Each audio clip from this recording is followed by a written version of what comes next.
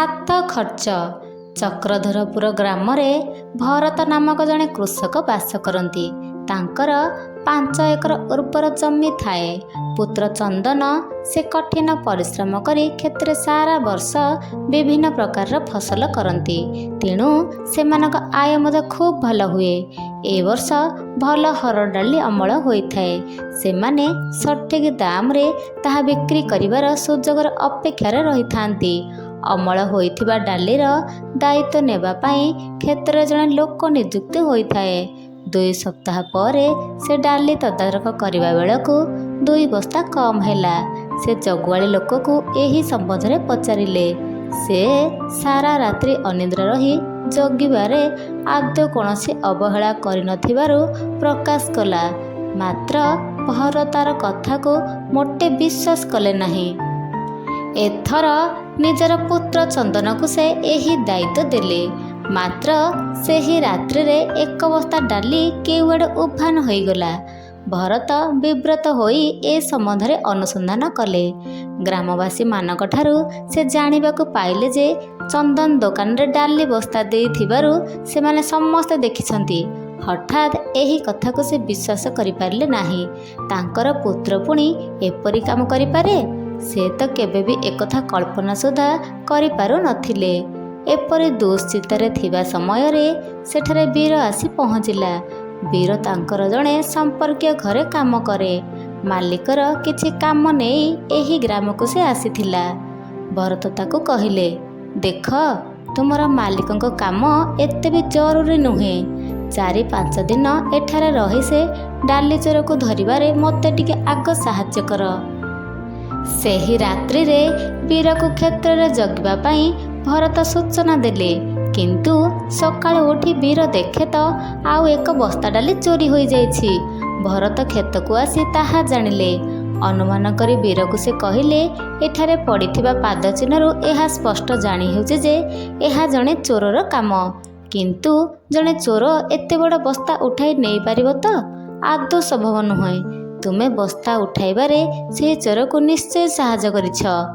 ବୀର ତା ମୁଣ୍ଡ ତଳକୁ କରି କହିଲା, ମାଲିକ, ମୁଁ ତ କିଛି ବି ଜାଣିନାହିଁ। ହାଲିଆ ହୋଇ ଶୋଇ ପଡ଼ିଥିଲି। ସକାଳୁ ନିଦ ଭାଙ୍ଗି ଦେଖେ ତ ଏପରି ସବୁ ଘଟିଛି। ବୀର ଧମକ ଦେଇ କହିଲେ, କ୍ଷେତକୁ ଜଣେ ଆସିବାର ପାଦ ଚିହ୍ନ ପଡ଼ିଛି। ତୁମେ ସେହି ଜଣକୁ ସାହାଯ୍ୟ ନ କରିଥିଲେ ସେ କେବେ ବି ବସ୍ତା ଉଠାଇ ପାରିନଥାନ୍ତା। ସତ କଥା କୁହ। ତେବେ କ'ଣ ଆପଣ ମୋ କଥାକୁ ବିଶ୍ୱାସ କରୁନାହାନ୍ତି? ନିକଟରେ ବଳଦକୁ ଖାଇବାକୁ ଦିଆଯାଉଥିବା ଚନ୍ଦନ ଆଡ଼କୁ ଚାହିଁ ସେ କହିଲେ, ତେବେ ନିଜ ପୁଅକୁ ପଚାରନ୍ତୁ, ଡାଲି ବସ୍ତା କିଏ ଉଠାଇ ନେଇଛି? ଏହା ଶୁଣି ଭରତ ଚନ୍ଦନକୁ କଡ଼ା ସ୍ୱରରେ କହିଲେ, ସତ କୁହ, ବସ୍ତା ଉଠାଇବାରେ କିଏ ତୁମକୁ ସାହାଯ୍ୟ କରିଛି? ଚନ୍ଦନ ନିଜର ଚୋରି ଧରା ପଡ଼ିଯାଇଥିବାର ଜାଣି ଲଜ୍ଜାରେ ଆପଣା ମୁଣ୍ଡ ତଳକୁ ପୋତି କହିଲା, ମୋତେ କେହି ବି ସାହାଯ୍ୟ କରିନାହାନ୍ତି। ମୁଁ ନିଜେ ଉଠାଇଛି। ତାର ଏପରି ଜବାବରେ ଭରତ ଅତ୍ୟନ୍ତ ଚକିତ ହୋଇଗଲେ। 2 ଜଣ ବଳବାନ ଲୋକ ଯେଉଁ ଭାରୀ ବସ୍ତା ଉଠାଇ ପାରିବେ ନାହିଁ ତାହା ଭରତ ଉଠାଇ ନେଇଥିବା କଥା ସେ ଆଦୌ ବିଶ୍ୱାସ କରୁନଥିଲେ। ତେଣୁ ସେ କହିଲେ, ତେବେ ତୁମେ କହୁଛ ଯେ ଏକାକୀ ବସ୍ତା ନେଇଛ? ତେବେ ମୋ ଆଗରେ ଆଉଥରେ ଉଠାଇ ଦେଖାଇଲ। ଚନ୍ଦନ 1 ଡାଲି ବସ୍ତା ନିଜ ପିଠିକୁ ଆଉଜାଇ ଆଣିଲା। 2 ହାତ କାନ୍ଧ ପଟେ ପଛକୁ ନେଇ ସେ ବସ୍ତାକୁ ଜୋରରେ ଧରିଲା। ସବୁ ବଳ ଲଗାଇ ବସ୍ତା ଉଠାଇଲା ବେଳକୁ 2-3 ଥର ଚକ୍କର କାଟିଲା ସତ, କିନ୍ତୁ ତାପରେ ସେ ସ୍ଥିର ହୋଇ ଠିଆ ହେଲା। ଭରତ ବିସ୍ମିତ ହୋଇ ଏସବୁ ଘଟଣା ଦେଖୁଥିଲା। ତାପରେ ସେ କହିଲେ, ଚନ୍ଦନ, ଯାଅ ଏହି ବସ୍ତା ଦୋକାନରେ ଦେଇ ଆସ। ଚନ୍ଦନ କିଛି ନ କହି ଅପରାଧୀଙ୍କ ପରି ତଳକୁ ଚାହିଁଲା।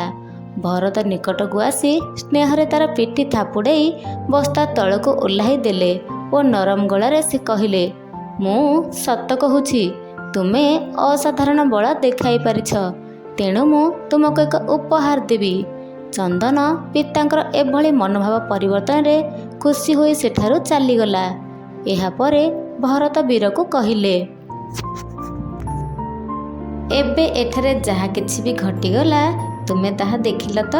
ବୀର ଅଳ୍ପ ହସି କହିଲା, ମାଲିକ, ଏତକ ନୁହେଁ, ରାତିରେ ଏହା ମଧ୍ୟ ମୁଁ ଆଉ ଥରେ ଦେଖି ସାରିଛି। ଭରତ ପଚାରିଲେ, ଆଚ୍ଛା ତେବେ ମୋତେ କାହିଁକି ମିଛ କହୁଥିଲ? ବୀର କହିଲା, ନିଜ ପୁଅର ଚୋରିକୁ କ'ଣ ଚୋରି କୁହାଯିବ? ମୁଁ ଶୁଣିଛି ଆପଣଙ୍କ ପୁଅ ଖୁବ୍ ପରିଶ୍ରମୀ। ଭରତ ପୁଅର ପ୍ରଶଂସା କରି କହିଲେ, ହଁ ସେ ତ ସବୁ କାମ ଆଗଭର। ଖୁବ୍ ସକାଳୁ ଉଠି ଘର ବାଡ଼ି ସେ ପରିଷ୍କାର କରେ, ବଳଦକୁ ଖାଇବାକୁ ଦିଏ, କ୍ଷେତରୁ ସଜ ଘାସ ଆଣେ। ସାରା ଦିନ କ୍ଷେତରେ ନାନା ପ୍ରକାରର ସେ କାମ କରେ।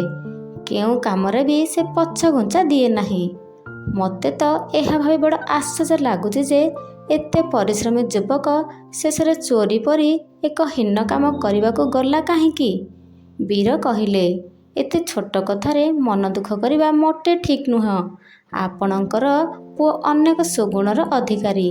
ହେଲେ ମଧ୍ୟ ପିଲାମାନେ ବଡ଼ ହେବା ପରେ ତାଙ୍କର ବ୍ୟକ୍ତିଗତ ଖର୍ଚ୍ଚ କିଛି ଦରକାର ପଡ଼େ।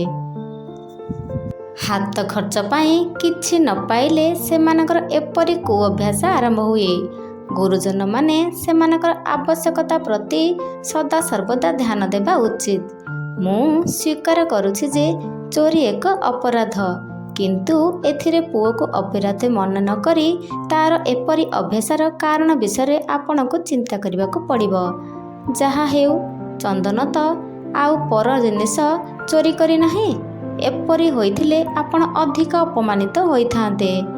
ଭରତ ପୁଅର ବଳବପୁ ଦେଖି ଛୋଟ ଉପହାର ଦେବା କଥା କହିଥିଲେ ସିନା, ଏବେ ପ୍ରକୃତରେ ନିଜର ଭୁଲ ବୁଝି ପାରିଲେ। ଏହାପରେ ଚନ୍ଦନକୁ ଆଉ କେବେ ମଧ୍ୟ ଚୋରି କରିବାକୁ ପଡ଼ିନାହିଁ, କାରଣ ତାର ମନ ବୁଝି ଭରତ ହାତ ଖର୍ଚ୍ଚର ଯୋଗାଡ଼ କରି ତାକୁ ଦେଇ ଦିଅନ୍ତି। ସେହି ଦିନଠାରୁ ଚନ୍ଦନନାଥ ଆଉ କୌଣସି ଦିନ କିଛି ଚୋରି କରିନାହିଁ, ବରଂ ପ୍ରତ୍ୟେକ ଜିନିଷ ସେ ନିଜ ଦାୟିତ୍ୱରେ ରଖିଛି। ଦର୍ଶକ ବନ୍ଧୁମାନେ, ଯଦି ମୋ ଓଡ଼ିଆ କାହାଣୀଟି ଆପଣମାନଙ୍କୁ ଭଲ ଲାଗିଥାଏ, ଲାଇକ୍, ସେୟାର ଆଣ୍ଡ ସବସ୍କ୍ରାଇବ୍ କରିଦେବେ। ରହୁଛି। ଜୟ ଜଗନ୍ନାଥ।